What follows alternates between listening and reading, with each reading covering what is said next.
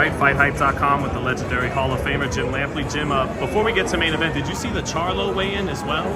I heard about the Charlo weigh-in. I was not there to actually see it, but I know all of the backstory that has been leaked out about the payment and the weight situation, and I think it just goes to show you have a long layoff. Maybe you don't take training camp as seriously as used to be the case. It's not an easy sport. It's a hard sport. It's not something you can do just for money. You do it from the heart, or you don't bother with it. And right now, I think there's a reason to question whether Jermall's commitment is still in place. Yeah, it's a little odd because he's an undefeated fighter who's not really old, but could we have, could the end already be near based on some of the things we're seeing? If he's lost interest a little bit, he wouldn't be the first guy to do so, particularly after such a long layoff. And I really do have to question at this moment where his mind and his heart are. On the other hand, you schedule a big fight card right after Thanksgiving, you got to expect somebody's going to show up a little bit fat, and he did. Fair enough. Terrence Crawford was on hand at the weigh-in. Curious, what would you rather see, your boxing eyes, Benavidez and Canelo or Crawford and Canelo? Crawford's becoming just more and more adamant that that's the fight he wants still, is Canelo. Well, before Canelo's appearance here last month, I asked him how it felt to see so many boxing observers and critics putting him at number 2 pound for pound behind a new pound for pound number 1, and he was quite adamant in saying, no, I'm still pound for pound number 1. Well, the rest of the world doesn't basically see it that way. I think there are at least as many writers, or maybe more now, who rank Crawford number 1, and Crawford has had a spectacular career and is looking to really rise to the top and capitalize on it in a way bigger than ever before. So he has a lot of motivation. They're 21 pounds in weight between the weight at which Crawford has carved out most of his career and the weight at which Canelo is still taking big shots with, impervious calm. I mean, he demonstrated in the fight against Jermall Charlo that impregnable chin is still in place. It gives him a lot of strategic alternatives because you can't hurt him. It's very difficult to hurt. So, it's one thing to think that Terrence Crawford has done a lot of destruction in the welterweight class, but to see him going up, remaking the body, becoming a 168-pound fighter, and beating a guy that Gennady Golovkin couldn't put away in 36 rounds, kind of hard to envision. If Crawford's really that serious about wanting to fight, should he compete at 168? As absurd as it be against I do not see any logic in going straight to a Canelo fight. I think there has to be a process for him.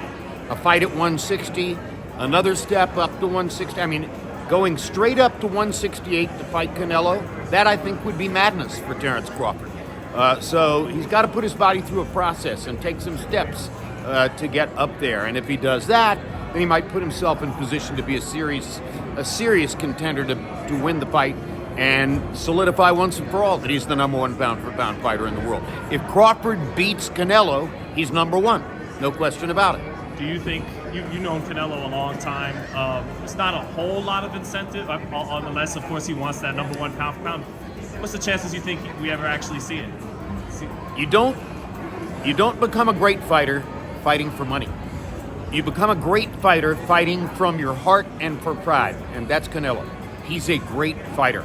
He's a great fighter because he wanted to prove that he was a great fighter. It wasn't about the money. Right. And that has to be secondary if you're going to get to that highest level, and he's done it. So I think that he is deeply and passionately bothered that he can pick up some columns or articles these days and read that somebody else is pound for pound number 1 when he feels like he hasn't been knocked off his perch. And yeah, he would have enormous incentive coming into a fight with Crawford, just as Crawford would. But again, 21 pounds is a pretty big gap. And lastly, Jim, I just got to get your thoughts on Shakur Stevenson. Did you see the fight? And, you covered Floyd Mayweather, where it was a thought that his style may be too defensive, but inevitably he becomes a superstar.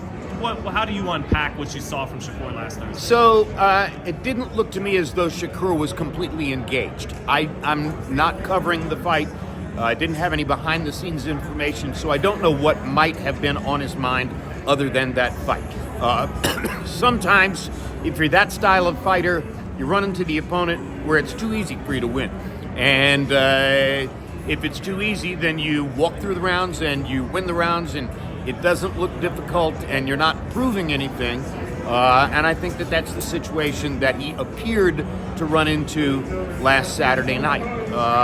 You've got to stay focused on that which is right in front of you. Mayweather was a different kind of cat, because Mayweather was always building a social media presence that sort of made it possible for him to do what he did in the ring. He was selling to his audience, look, I can get over on the man. I don't have to risk anything here. I can go in and win every round without risk, and I'm proving that this is my way of doing it, and I am the best. And that is the way that Floyd Mayweather made it acceptable to his audience for him to fight that way. Shakur hasn't sold that case, so he hurt himself. Did you see that fight and say maybe Davis does beat Stevenson, whereas before maybe I've always thought maybe Davis does beat Stevenson. Right. Is he the favorite? I've never thought that that's an open and shut case that Stevenson beats Davis. Davis has talent, and Davis has a punch. Who's your favorite out of the big three young Americans, Davis, Haney, and Stevenson? Well, I don't know that I have a, quote, favorite, right. But the public is going to prefer that Haney become the best of the group because he has the most attractive personality. Thanks, Jim. All right. Jim.